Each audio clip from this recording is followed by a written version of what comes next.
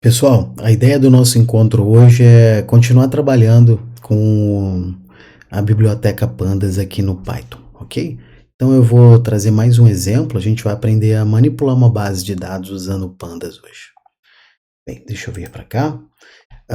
Então, nossa ideia hoje para essa aula é pegar uma base de dados conhecida que está disponível na internet, chamada Online Retail. Essa base está disponível aqui na UCI Machine Learning, ok?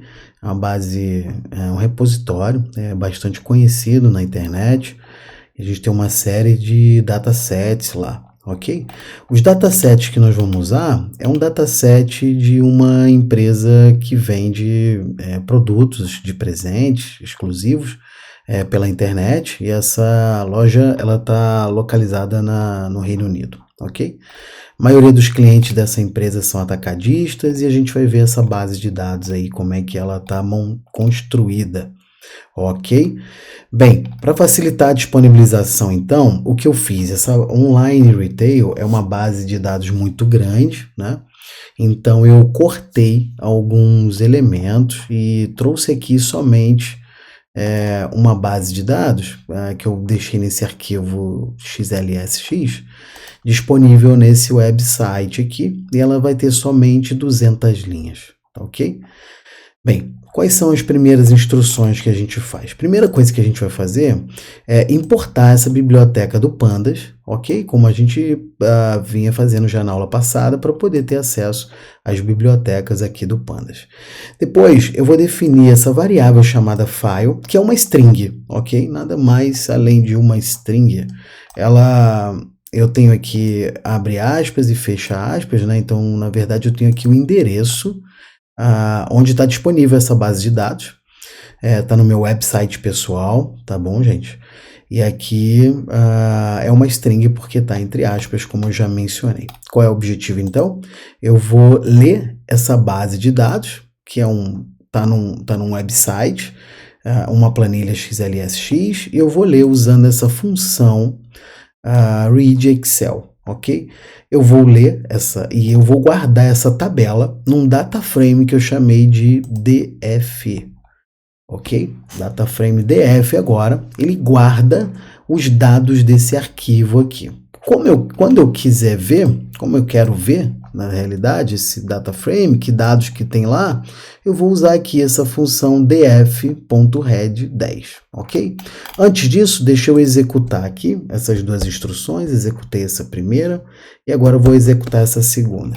Então, só para mostrar para vocês, antes da gente avançar, que quando eu executo essa instrução aqui, o que acaba acontecendo é que, como ele está acessando esse website, e baixando esse arquivo e copiando essa tabela para a variável df, que é um data frame, para esse objeto, né, data frame, ele acaba demorando um pouquinho, porque eu tenho aí que acessar o site, é uma base de dados um pouco maior, ok? Então, ok, já rodou, deu certo aqui, né? Então, vamos ver como é que essa coisa vai funcionar agora. Então, quando eu já li, está guardada na variável df essa tabela. Eu vou dar um df.read10 para mostrar as 10 primeiras linhas dessa tabela, ok? Então, veja, a gente tem aqui 1, 2, 3, 4, 5, 6, 7, 8 colunas, né, dessa tabela. A primeira coluna é um invoice number, então você vê que aqui tem um número, né, da compra. O invoice number aqui, tem alguns invoice number diferentes. Eu tenho o código do produto comprado, né? Eu tenho a descrição desse produto, eu tenho a quantidade em que ele foi comprado, eu tenho a data em que essa nota fiscal, esse invoice foi emitido, eu tenho o preço unitário e eu tenho um Customer ID associado ao cliente que realizou essa compra. E eu tenho também o país da onde esse cliente realizou essa compra, ok? Então, só lembrando que esse df.read10, ele vai me exibir os 10 primeiros elementos. Se eu quiser aqui exibir os 10 últimos, né? Lembrando, a gente vai botar df_tail10. Então, aqui eu vou exibir aqui os 10 últimos produtos, né? Então repare que o país agora é Austrália, mudou um pouquinho, Customer ID também eu tenho outro cliente aqui, então uma série de dados aqui é uma base de dados com mais de 200 elementos na realidade. Bem, já falamos um pouquinho sobre a descrição das colunas desse data frame, né, dessa minha base de dados. E quando eu quero descobrir o número de linhas e guardar esse número de linhas numa variável, né, nós fizemos isso na aula anterior também, eu tenho aqui esse método .shape. Então eu guardo esse df.shape, ele retorna na realidade, vamos executar ele aqui, o df.shape. Ele vai retornar aqui o número de linhas que aparece aqui nesse primeiro elemento e o número de colunas desse dataset, que é de 8 colunas, ok? Então, eu vou guardar aqui o número de linhas nessa próxima instrução, nessa variável n linhas. Então, df shape 0, ou seja, eu estou pegando o primeiro elemento aqui, ele vai guardar o número de linhas, e a variável n colunas vai guardar o número de... Então, df shape 0 vai guardar o número de linhas e df shape 1 vai guardar o número de colunas desse dataset. E depois eu vou mandar imprimir essa coisa. Então, veja que aqui aparece o número de linhas do data frame 211 e o número de colunas 8, como era esperado aqui. Então, shape 1, colunas, shape 0, o número de linhas desse data frame. Bem, agora uma novidade aqui, né? Um método que a gente não tinha visto na aula passada, mas é esse df.info. Esse df.info, ele retorna aqui, né? Ele exibe as colunas, então eu sei quantas colunas a gente tem, qual o nome dessas colunas e qual é o tipo de dado que eu tenho nessas colunas, certo? Então, fora isso, eu tenho aqui não nulos, quantos elementos não nulos, eu tenho 211 invoice numbers não nulos, assim como todos os outros dados, e a contagem aqui dos não nulos é 0, certo? Então, na realidade, todos os dados estão preenchidos, eu não tenho dados faltantes aqui no meu dataset, ok? Bem, de novo, se eu quiser saber o nome das colunas, a gente vai executar aqui esse df.columns e depois vou mandar imprimir esse df.columns e eventualmente é interessante guardar o nome dessas colunas numa outra variável que eu chamei aqui nome colunas, certo? Então primeiro eu converto esse df columns numa lista, guardo nessa variável o nome das colunas e quando eu mando imprimir eu tenho aqui, certo? Esse resultado aqui é o nome das colunas desse meu data frame. Então é sempre uma questão interessante também poder acessar os dados associados a uma determinada coluna, né? Lembrando que quando eu quero fazer isso, eu vou acessar diretamente pelo nome dessa coluna que eu acabei de definir, que é o data frame, né? Que eu acabei de guardar o nome dessas colunas numa certa variável. Então eu tenho aqui o df customer ID, esse df customer ID, eu posso simplesmente imprimir, eu pego todas as colunas, customers IDs aqui, né, dessa coluna, pego todos os conteúdos dessa coluna do customer ID, ok? Bem, mas aí eu posso querer selecionar mais de uma coluna, né? Então eu posso construir, na verdade, um outro data frame que eu chamei aqui de dados, quantidade e preço. E eu vou selecionar aqui 3 colunas só, Customer ID, a quantidade e o preço unitário. Então, eu selecionei aqui essas 3 colunas, guardei esse novo data frame nesse objeto que eu chamei dados, quantidade e preço. Então, quando eu dou um ponto head nessa nova tabela, eu tenho aqui somente um pedaço da tabela anterior, que guarda o Customer ID, a quantidade e o preço unitário do produto, certo? Então, vamos lá, para ampliar a tela aqui. Bem, então com isso eu tenho uma nova tabela aqui chamada agora dados, quantidade e preço. E eu posso, na realidade, adicionar, imagina que agora eu queira, com essa quantidade comprada e com esse preço unitário desse produto, eu quero encontrar uma nova coluna que me dê o valor total, certo? Então, como que eu vou fazer isso? Eu vou chamar essa coluna de valor total. Eu vou dizer que esse df, entre colchetes aqui, vou botar um nome, novo nome da minha coluna, eu chamei aqui de valor total. Ele é o conteúdo da coluna quantity, então ele é df quantity vezes o df unit price. Ou seja, eu estou multiplicando os dados da coluna quantity com os dados da coluna unit price, e isso vai me gerar uma nova coluna chamada valor total, que é o resultado do produto de cada entrada em quantity e unit price dessa tabela. Ok? Então, eu faço isso. Na sequência, eu consigo visualizar esses dados aqui. Ok? E ver que, de fato, eu tenho uma nova coluna, né? Chamada valor total, com esses valores aqui. Então, imagina que agora eu tenho interesse em somar o valor total das vendas durante esse período de tempo, que foi esses dados correspondem aqui, né? Esses 211 dados aqui correspondem. Então, se eu quiser fazer isso, como a gente viu já na aula passada, eu posso simplesmente fazer df, olhar para a coluna valor total, então tem que estar em maiúsculo aqui, né, com o mesmo nome lá da ponto sum. Eu vou botar aqui, soma do valor total é igual a soma de todos os elementos dessa coluna valor total. E agora eu vou mandar imprimir.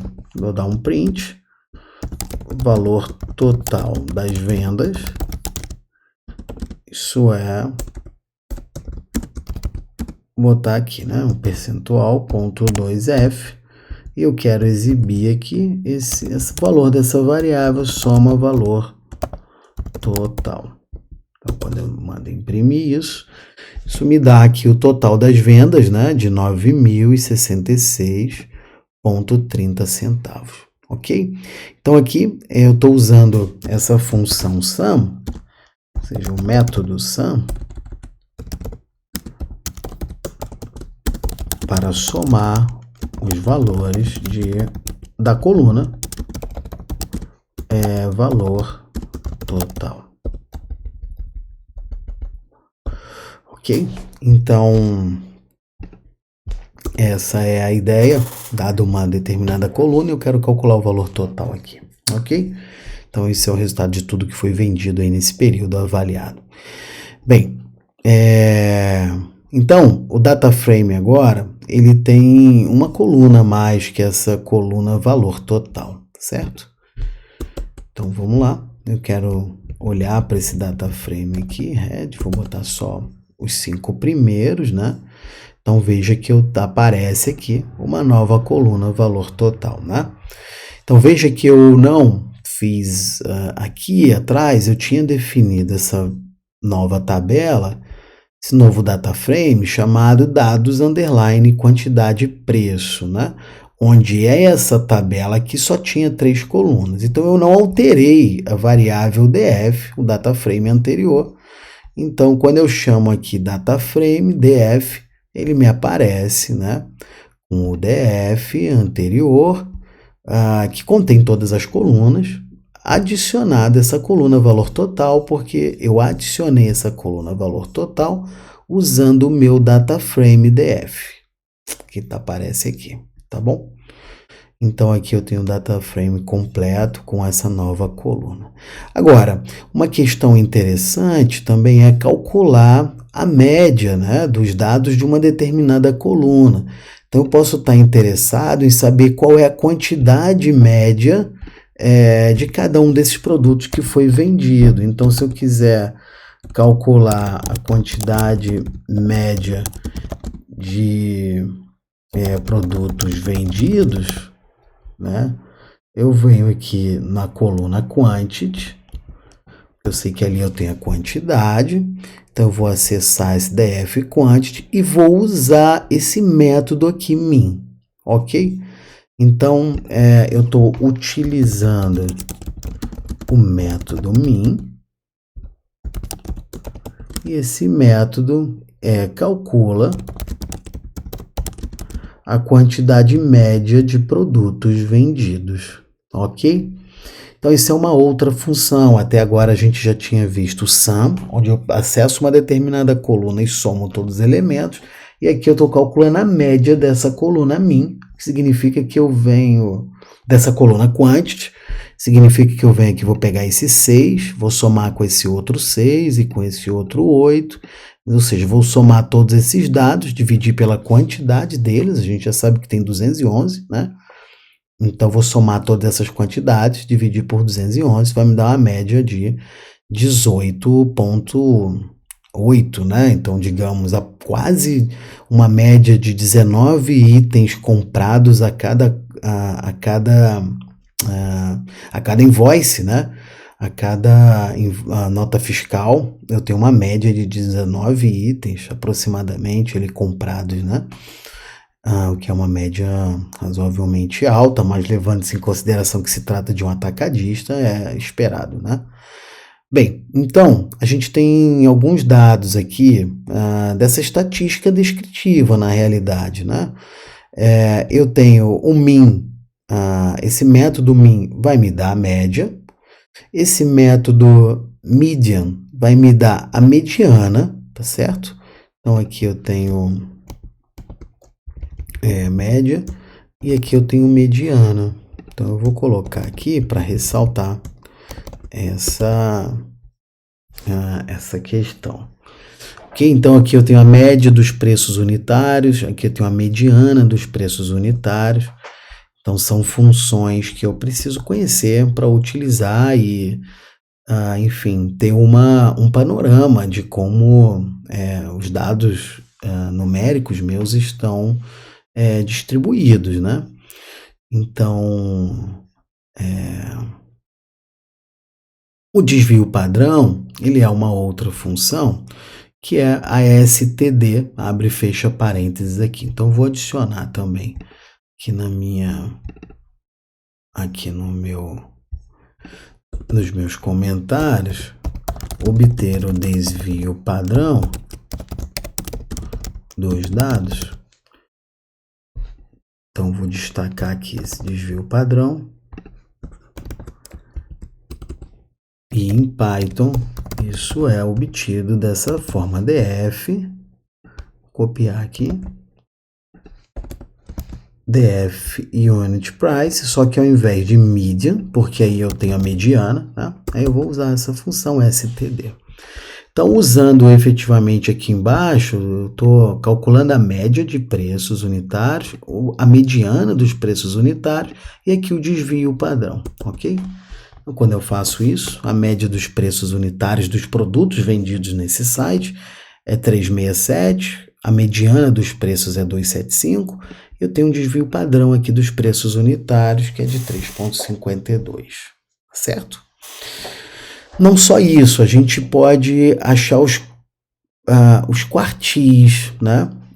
Então, eu tenho, por exemplo, aqui o primeiro quartil, o segundo, terceiro e quarto quartis, né? Que significa dizer que eu tenho aqui, eu vou colocar esses quartis, eu vou colocar aqui o 0, 0,25, esse 0,50, 0,75 e 1, né? Eu defini aqui, ou seja, eu tenho nesses quartis, eu tenho exatamente esses preços unitários aqui, né? Tudo bem. Depois eu vou falar um pouco mais sobre esses quartis e a importância deles, certo? É exatamente aqui agora, tá vendo?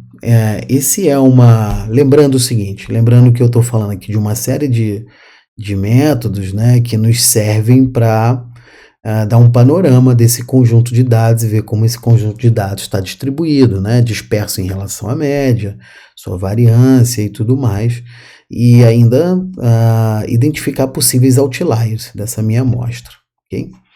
Então, vamos lá, exatamente o que eu vou fazer aqui agora. O diagrama de caixa, ele é também conhecido como box plot, um gráfico bastante útil aí na identificação de outliers e bastante conhecido na estatística, né? Bem, Como que eu vou fazer isso? Eu vou, para encontrar esse box plot, para produzir o box plot, melhor dizendo, eu vou importar essa biblioteca conhecida como matplotlib.pyplot. Eu vou importar isso como um PLT, ok?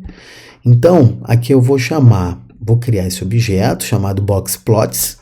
Ele é um boxplot desse data frame, que eu chamei de DF. E aqui eu venho boxplot e vou dizer qual é a coluna do meu data frame que eu quero produzir esse meu boxplot e vou dizer o tamanho da fonte a ser utilizada. Então, vou dar um Enter aqui. Veja, o que esse boxplot ele produz, né? Ele produz o seguinte, ele me dá uma caixa onde essa primeira barrinha azul aqui é o meu quartil 1, essa barrinha verde é a minha mediana, é o segundo quartil, e essa barrinha aqui azul aqui de cima é o meu terceiro quartil, ok?